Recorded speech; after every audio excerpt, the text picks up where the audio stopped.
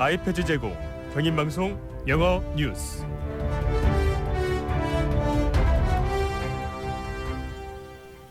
IFM English News.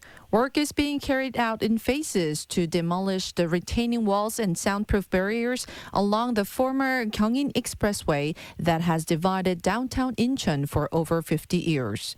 Incheon City announced it will begin the detailed design work for Phase 2 of the Incheon-daero conversion project, targeting completion by 2030. The city plans to invest a total of 822.2 billion won to demolish the retaining walls, soundproof barriers, and overpasses along the 5.64-kilometer Phase 2 section. The upper level will feature a 4-lane general road in both directions and a central green park, while the lower level will have a 4-lane underground roadway in both directions. The Incheon Subway Line 1 Geomdan extension officially opened on the 28th, beginning the operation with its first train at 5:30 a.m. The Geomdan extension is a 6.8-kilometer route that extends from Gyeong Station, the previous terminal station of Incheon Line 1, to 3 new stations: Ara Station, Shin-Geomdan Jungang Station, and Geomdan Lake Park Station. The Geomdan extension opened 5 years and 6 months after the construction began in December 2019 as part of the Geomdan Newtown Metropolitan Transportation Improvement Plan, with a total project cost of 790 billion won. The Incheon City announced that it successfully held the 2025 Children's Right Talk concert with the Ombudsman person on the 28th on the main conference room of the City Hall. The event was organized to help the children resolve their questions about their own rights and enable them to speak up for themselves based on their understanding of those rights. The event also featured a live broadcast through the official Instagram account of the Children's Participation Committee, allowing children and the parents who could not attend in person to participate online. Incheon City has taken proactive measures to respond to summer torrential rains and urban flooding. According to Incheon City, the Phase 3 Chronic Flooding Area Control System construction project, which began on March 27, has been completed. The city installed 60 Internet of Things-based flood detection sensors at 15 locations prone to flood damage to strengthen disaster response capabilities. This established a continuous monitoring system for the flood-prone areas such as low-lying urban areas and semi-basement residential neighborhoods. A collaborative platform bringing together civil society, government, industry, and academia for Incheon's sustainable future, the Incheon Love Pan Citizen Network has been launched. The Incheon Love Pan Citizen Network is a coalition centered on the civil society formed to address major challenges facing Incheon, including resolving discrimination against the metropolitan area, realizing local autonomy, and establishing Incheon's identity. As a practice-oriented cooperative network led by the citizens with collaboration between civil society, government, industry, and academia, it has begun full-scale activities following its launch. The Incheon Metropolitan Office of Education announced that it held its first networking day for activating education of students with North Korean background on the 26th to support the educational assistance for students with North Korean backgrounds. The networking day brought together participants from the Incheon Unification Plus Center, Incheon Hana Center, and the Incheon Educational Development Institute's Educational Support Center for North Korean defectors youth to explore the various measures for supporting education of students with North Korean backgrounds.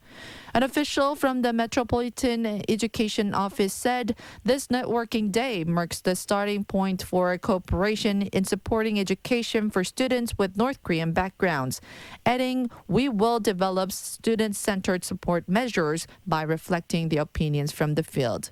Michuhol-gu, the Incheon, held meetings with parents from elementary, middle, and high school, a total of 4 times from the 16th to 27th at the Career Education Support Center.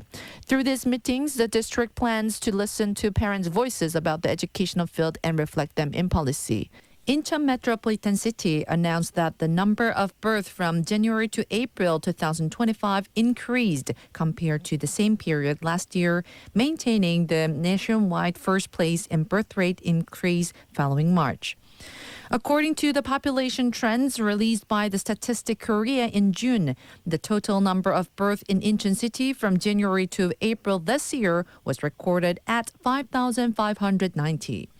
Incheon City has consistently maintained double-digit growth rate every month from October last year to April this year, after recording the first place in birth rate increase in June last year. This is evaluated as a visible achievement of the proactive low birth rate response policies that Incheon City has been pursuing. Incheon Metropolitan City announced that it will publicly recruit the candidates for the 47th Incheon Metropolitan City Citizen Award until the August 18th to recognize the citizens who have devotedly contributed to community development and enhancing the city's honor. The Incheon Metropolitan City Citizen Award, which began in 1979 and marks its 47th year this year, is Incheon City's most prestigious award and a proud history and tradition. Its purpose is to find merit recipients who have silently fulfilled their duties and contributed to community development across all sectors of society and to widely promote their noble spirit. Candidates must be citizens who have continuously resided within Incheon City for at least 5 years as of October 15, 2025, and have outstanding achievements in their respective fields. Applications can be submitted through recommendations from authorized recommenders. The Incheon Metropolitan City announced that it will host a subscriber event commemorating the 10th anniversary of its Chinese newsletter, Incheon Ji-hwang, to coincide with the publication of the 2025 summer issue. The Incheon Ji-hwang, first published in 2015 as the first Chinese newsletter among local governments nationwide, is published the quarterly with 2,000 copies and has consistently introduced Incheon City's China policies and various China-related contents. For the event, participants can submit photos and brief stories on the theme aspect of China encountered in daily life via email, and coffee coupons will be provided to selected participants through quarterly drawing. The Incheon Metropolitan City announced that it will host the 2025 Incheon Craft Creator Contest from July to September, where young people can creatively design and implement Incheon's urban spaces.